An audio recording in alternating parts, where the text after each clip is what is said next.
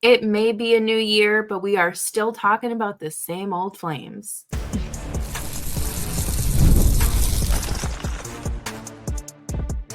You're Locked On Flames, your daily podcast on the Calgary Flames. Part of the Locked On Podcast Network, your team every day. Hello, everybody, and welcome to today's episode of Locked On Flames. As always, I am your host, Jess Belmosto, and thank you so much for joining me today as we kick off 2025 with a guest, and that would be the one and only Saddle Dome Ride or Die, Stef Bastinck of New York. Oh, the only two Flames fans in New York. Yes, it's quite the title to wear. And we're going to talk about why we wear that so proudly, but also so shamefully as we dive into the current state of the Flames and just how they're back in being that soggy middle territory. Make sure you're subscribed to Locked On Flames wherever you get your podcasts, as well as YouTube. We're here for you Monday through Friday, 5 days a week. Your Calgary Flames every day. And I think this has been an issue really since Craig Conroy took over, right? He came in and made it clear they were going a different direction than what previous management was going for, which was great. Like, that was a breath of fresh air. But now it feels like we're back to where we were 2.5 years ago. Yeah. Getting rid of a bunch of veterans, Tanev, Hannafin, Markstrom, you're thinking, okay, so now the rebuild starts. But now you have a team that's exceeding expectations somewhat, kind of like this, like a little tiny bit. Right. And you have the players start talking about playoffs and they want to make playoffs and everyone's bought into the team's identity. And you're like, okay, playoffs? Why is that in your vocabulary? But so now you see that the players want to make the playoffs and you're like, okay, then prove it, because it's not really translating to the on-ice performance. Exactly. And we all knew coming into this season that on paper, this team looked like a draft lottery team. So that's kind of what the expectation was. It was going to be a bottom 10 team, but not necessarily as bad as the Sharks, the Blue Jackets, the Ducks, Chicago. Like, they were still going to be hanging around that draft lottery, but no. They are back of the pack, and I understand why people are frustrated with that, because this was not the vision. This was not what the plays that were drawn up were not supposed to get us to this point. And there's still a good chunk of hockey left, but before we know it, the trade deadline will be here. And are they going to be buyers? Are they going to be sellers? Are they going to do anything? And it just feels like, once again, you're just stuck.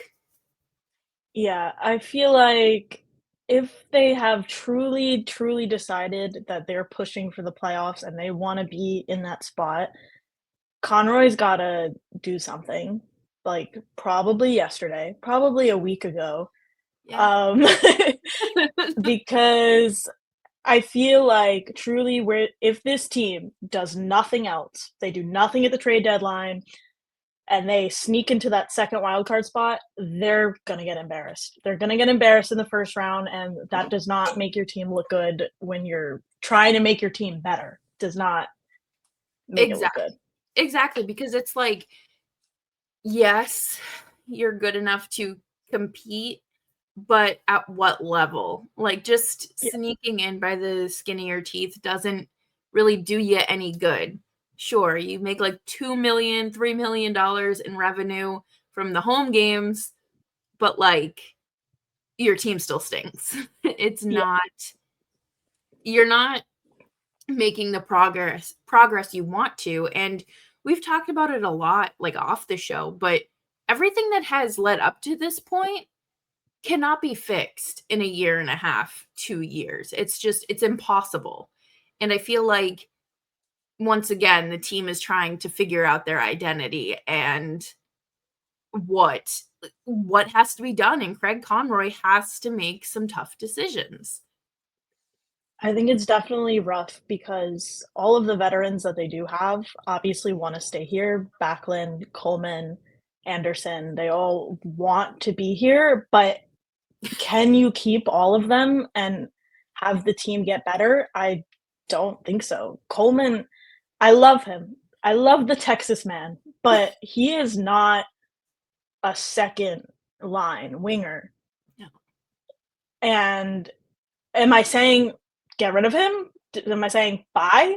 No, but if you come across someone, if whether it's a trade or free agency or whatever that is a better second line winger, then I'm not saying like adios. I'm saying like maybe you put him on the third, fourth Do you remember what line. line he played on when he won a Stanley Cup?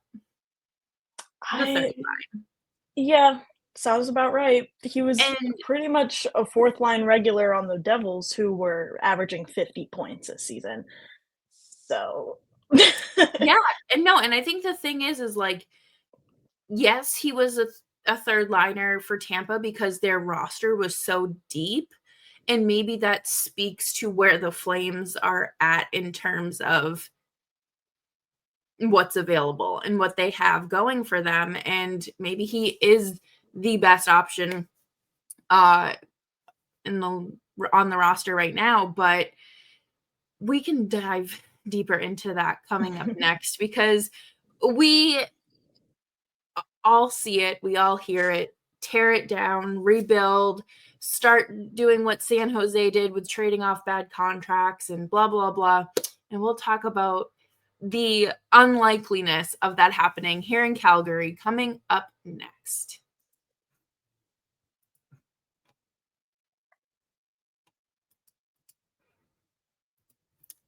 The NFL playoffs are almost here, but it's not too late to get in on the regular season action with FanDuel, America's #1 sportsbook.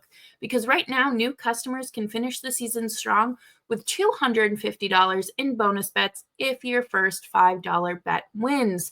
FanDuel has so many ways for you to pick up a W, and I love betting on which players will score a touchdown and how many points each team will score. It is simply thrilling and a way to make football even more fun. Not only can you bet on who will win the game, but FanDuel also has bets for which players will score a touchdown, how many points each team will score, and so much more. Just visit FanDuel.com to join today. That's FanDuel.com for your chance at $250 in bonus bets. Make every moment more with FanDuel, an official sportsbook partner of the NFL.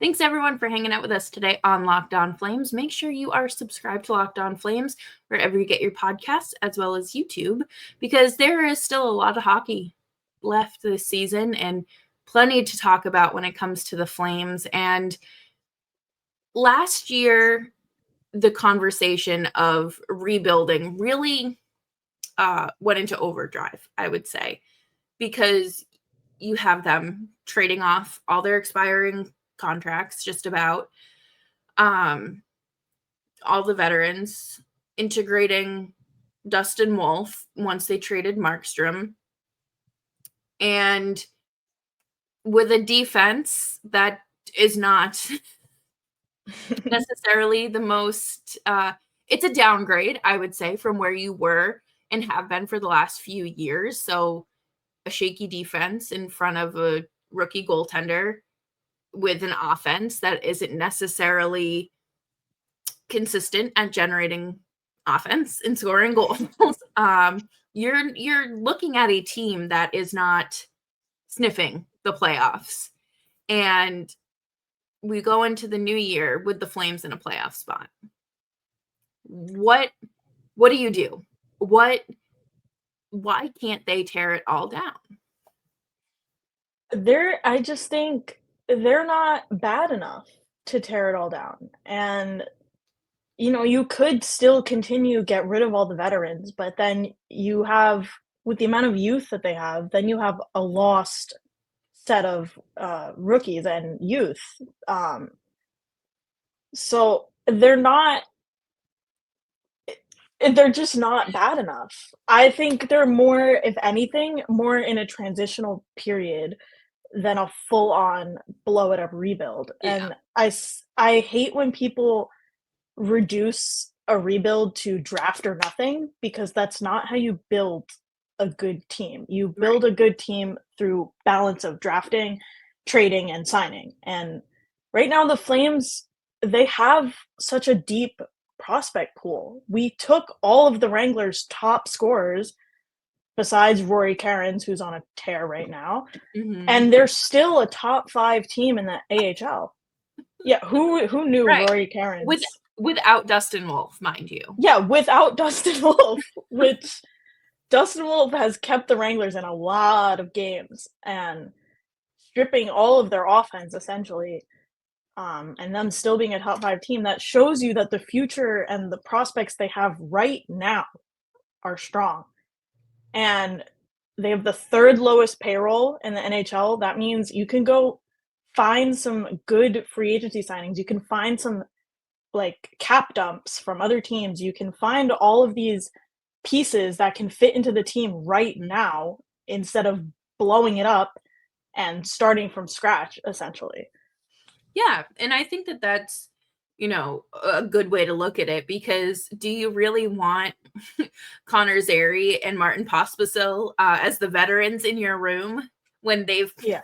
played just 100 NHL games? Because, like, to me, when you look at a team that keeps those veterans around, um, even during or through that transitional period, I think of teams like the Bruins, where they have, they had Bergeron until he retired. David Krejci left and then came back, and it isn't playing out well for them now.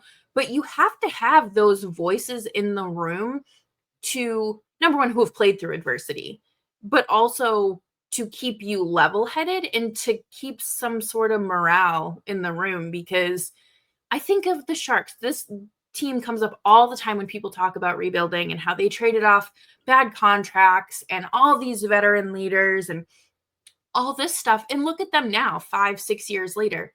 Sure, they have Macklin Celebrini, which is fantastic, but you don't necessarily have a strong veteran group that can guide these children in the right direction.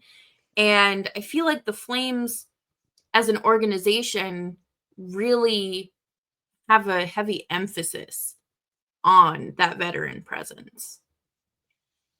And that's why I would say it's important to maybe move on from the ones that aren't working, which you could say is all of them right now. But like Huberdeau, no one's taken that contract, so you're kind of stuck with him. Backlund's the captain, so maybe not move him. Maybe move him to a different line, but maybe you don't get rid of him. Everyone else can go. I like Uyghur, I like Anderson. Everyone else, Yeah. I think, are on the table. And I like what you said about the Bruins because obviously the Devils. I also think Yeah. about the Devils. The Devils have been rebuilding for what, 10 years? Mhm. Um, They've touched the and playoffs. yeah, they touched the playoffs, and you could say that's like how the Flames touched the playoffs a couple seasons Mhm. ago and then kind of took a step back. But a lot of our first round picks have not worked out. So like we were draft lottery after draft lottery after draft lottery team. The Mhm. only two that we really still have left from those years are Nico Hischier and Jack Hughes. And you're not always gonna find those. We have Jesper Bratt, who was a 6th round pick. Mhm. If you look at the Rangers, Artemi Panarin was undrafted, Right. and Jamie Benn on the Stars, he's past his prime now, but in his prime, he was a he was a 6th-round pick. You're not always going to find talent in the first round. That's Johnny just Gaudreau was a 4th-round pick, mind you. exactly. So being so hung up on your team getting a 1st-round pick, I feel like is not the end all be all. Right. So Zach Senyshyn for the Bruins, infamous 2015 draft. I don't even know if he still plays in the KHL, but he did not have a successful NHL career. Oliver Shillington, I believe, was a 1st-round pick as well, and that was fine, but he really only had one true good NHL season before being, things taking a turn. And you can't, while it's great to have those 1st-round picks, that's obviously where most of the talent lies. You can still find great players outside of that. Dustin Wolf, 6th round, 7th round pick. Like, it just, I don't know. It says a lot and about the team scouting as well. especially, I know a lot of Flames fans say, well, Calgary isn't a destination for free agents. But to me, it's becoming a destination because of they're building the new arena. And if they make the playoffs, Right. even if they miss by like a few points, which I know is like probably the worst case scenario, but I feel like if I'm a free agent this offseason and I see, okay, Calgary's getting a new arena. Okay, they're close to making the playoffs. If not, they made the playoffs. Right. I can improve this team. Like if I'm one of those guys who really desperately wants to move on from the team that I'm on and I'm looking for just a rejuvenation to my career, Yeah. I'm looking at Calgary as a destination. Definitely. Right. And I mean, and I think that that's a fair statement as well, because sure, you're a Flames fan, I'm a Flames fan, but if I see all these new amenities, how this team takes care of their players, the success of the team, that they're trending towards the youth. Oh, Jonathan Huberdeau had, a resurgence of a season. Like, heck yeah, like, let me see what I can do to fit in. So, I mean, I wouldn't say it's necessarily too far off. It's not a Buffalo or a Utah. Ottawa, I don't know, I feel like they're kind of just there. But it's just, you have to make the most of the situation and scenario. And I get it. I get why people are upset, and we'll talk more about that coming up. But like, you can't be mad at expensive players for underperforming and then be mad at them for performing, because at the end of the day, like, what do you want them to do? It feels very mixed messagey, and it just, I don't know. I I'd feel like rather be a good team. yeah, I feel like a lot of fans this year are kind of flip-floppy. When the team's doing good, they're like, "Oh, we're so back. Like we're gonna make the playoffs, like woohoo!" And then they lose, like they have a bad game, and they're like, "Oh, this is why I wanted to rebuild. Like you guys, we got to rebuild. Come on, I don't know what you guys are talking about." But to me, again, going back to they're not bad enough to be in a rebuild mode. I'll take the Vegas game the other night as an example. They were competing with Vegas the entire game. Vladar was standing on his head. They just couldn't find the scoring. But they were competing with them. They can compete with these good teams. It's just little things here and there, like, okay, Dustin Wolf gives up a bad goal, but he's a rookie. He'll get there. Right. Okay, defense makes a bad play. It's these little tiny things that I think can be fixed through trades and through free agency that don't need to blow up the team. Right. And we will continue this conversation coming up next, right after this short break. So you'll want to stick around.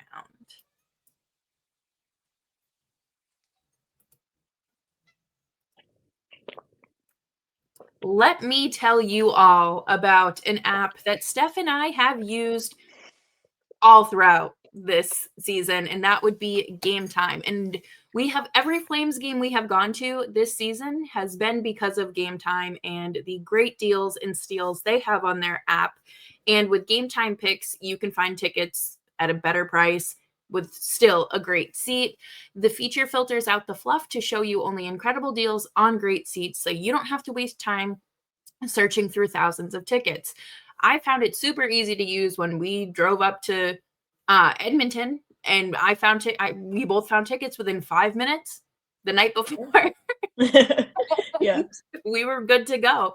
And Game Time is just super easy to use. View from your seats, and the super deal was particularly impressive. Take the guesswork out of buying tickets with Game Time. Download the Game Time app, create an account, and use code LOCKEDONNHL for $20 off of your first purchase. Terms apply. Again, create an account and redeem code LOCKEDONNHL for $20 off. Download Game Time today. What time is it? Game time.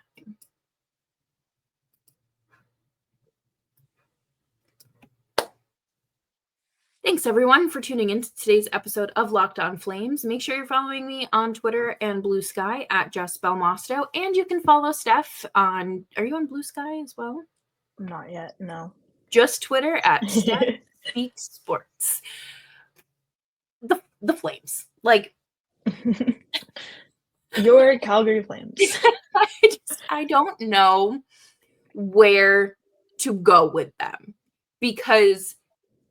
I talk about it all the time, but they have this underdog mentality that is so easy to root for. So when you see these young, scrappy players doing well, or, Jonathan Huberdeau finding this offense again, it is so exciting and so fun, because these players have put in the work. They have been in the trenches, and now they're reaping their rewards, even if it's ahead of schedule with minor changes. Yeah, I feel like it's hard. I can see why a lifelong Flames fan would be upset. 100%. But I feel like being mad that the team is having success right now, maybe a little bit ahead of schedule, is kind of, do you like your favorite team? Like, I know there's so many big things that need to be addressed. I know they're inconsistent right now, but to me, seeing Lomberg smile, He's singing on the bench. Yeah, seeing Nazem Kadri joke with reporters, like, it's fun. They're having fun. Right. And for people who keep pointing to the Sharks, I mean, Celebrini and Will Smith, they're having fun. Mm-hmm. Like,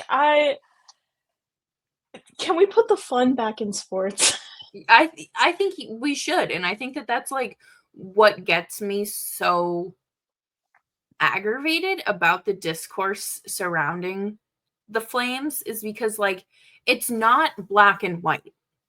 I can want the Flames to be better, but still enjoy watching the games and enjoy Dustin Wolf playing well. And I feel like there's such a big disconnect. And, we've talked about it, and you mentioned it earlier, but the lack of scoring, that is possible to change and address. And whether it's by, calling up a different Rory Kearns, you call him up, or, say, Kuzmenko probably isn't going to re-sign here in July. Great. There's another roster spot open for someone. The log jam that once was is freeing up, and it's solidifying a new or updated roster. But now you have more flexibility with what you can move and what you can toy around with. And I think that that's going to be a huge piece of this offseason. Definitely. And I think also it comes with the young guys. Do you want to put the young guys through a rebuild? Do you want to have Wolf sit there night after night and get scored on and scored on and scored on? Like, do you want to leave him out to dry? I would say no. Do you want to have like Zeri, Coronado, Peltier having these seasons where they're playing with, nobodies and, not scoring lots of goals themselves? Like, honestly, I don't think I would want to put the young guys through something like that. They're up here, they've solidified their roster spots. Now you build around them. Right. You don't It's so hard to, like, really, because you're right, it's not black and white, but I think if you blow up the team, you risk Wolf's development, I think, personally. Yeah. If you truly want him to be your number 1 starter, not splitting with anyone, like, not splitting with Vladar anymore, him being your absolute number 1, I feel like we gotta accelerate the rebuild a little bit. Right. And people called Pelletier, Zeri, Pospisil, Coronado complementary pieces.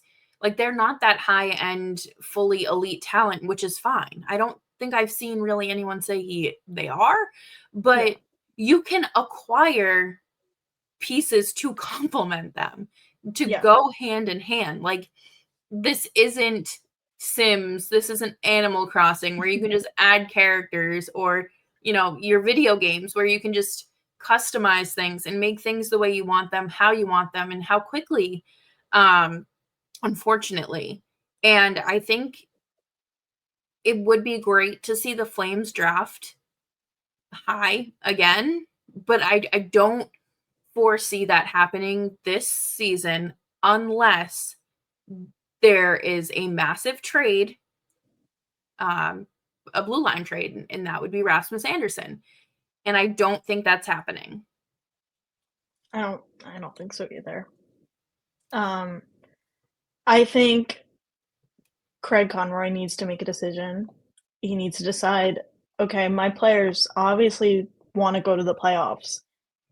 Or if something changes and they start losing, and he says, okay, my players maybe think they're not going to playoffs anymore. He needs to decide about being a buyer or being a seller. Yeah. And I think right now the players, the vibes are high. I think they want to be in the playoffs. They're working for it. They're working for it. You can't look at the Flames and say they're not putting in the work. They've come back in so many games. Again, competing with teams like Vegas, I know the Canucks are kind of down right now because they got some injuries, but competing with the Canucks, beating the Canucks. Coming back in that huge season opener against the Canucks. Yeah. That was unbelievable. We all turned that game off and went to bed. I did. I woke up and saw the score. But it makes me sorry, go ahead. It makes me not want to turn off games anymore. If they're losing like 3-0, I'm like, okay, it's fine. They're just gonna come back, you know? And the Find Away Flames, that's who they are. And so be it, I guess. You're never it's a bunch of professional athletes to throw away a season. Craig Conroy and the organization as a whole does a really good job taking care of their players and making sure, things don't end up like the Canucks locker room where, 2 players are supposedly beefing and it's the only thing that people can talk about. So I find it very difficult to believe that he would trade someone like Rasmus Andersson, who is still very effective. I think the Mangiapane trade, while it did come as a shock to him when it happened, it was a business thing. Like, unfortunately, those moves have to happen, but I don't think that's necessarily going to happen with an established player like Rasmus Andersson. I also think that, going back to what you said before, I think they could really benefit by bringing in an established NHL talent. Right. Like, again, at the trade deadline, a pending UFA. I haven't really looked to see like who's going to be the biggest names on the trade deadline this year, but I think, again, because they have the lowest payroll, like, go crazy. Right. To be honest, go crazy. You got a guy with an expiring, like, go crazy. Right. Take on a cap hit, like a bad cap or contract, or be a third team in a trade. And if you really want that draft capital instead, great. Launder money and pick up draft picks. Oh, just like the Arizona Coyotes did. I mean, Yep. don't get relocated in the meantime, but it's just, there's a lot of different ways to go about this transitional period. And they just have to go through it. There's no other way. Just you're in it. Go through it one way or another. Yep. More of a I think retool was the right word. Mm-hmm. Not full rebuild, but not full They're moving. Full send. Yeah. Yeah.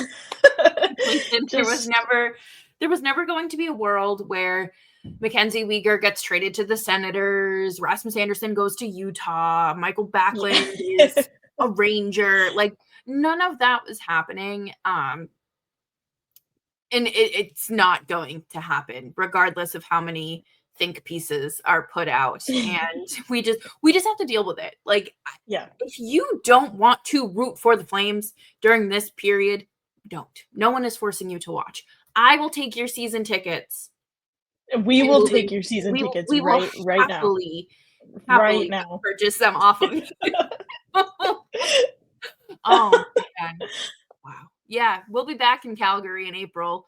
Very exciting. And then maybe again for a playoff game. Who knows? And anything is possible. Extend our stay. Yeah, exactly.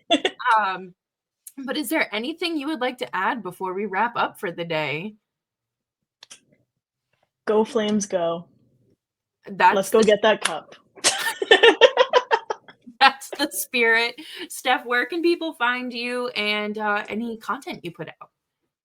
You can find me mostly on Twitter, X, and I'm also on TikTok at the same username, Stef Speaks Sports, trying to put out some more hockey content to grow my brand. But that's where you guys can find me to talk all things Flames, and occasionally, more than occasionally, the New Jersey Devils, who everyone also hates, but that's okay. It's all right. Could always be worse. Again, it could be a Chicago fan. It could be. Glad I'm not. So thanks everyone for hanging out with us today. Make sure you're subscribed to Locked On Flames wherever you get your podcast, as well as YouTube. We're here for you Monday through Friday, 5 days a week, your team every day. And I will see you all tomorrow with a recap of tonight's game against the Utah Hockey Club that we just need a name for. The Arizona Coyotes.